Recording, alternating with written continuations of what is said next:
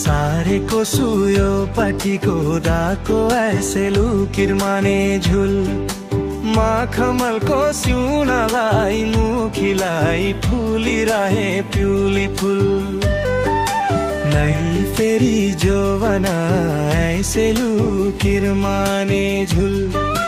नै लाखाको सिउनालाई मुखीलाई फुलिरहे पिउली फुल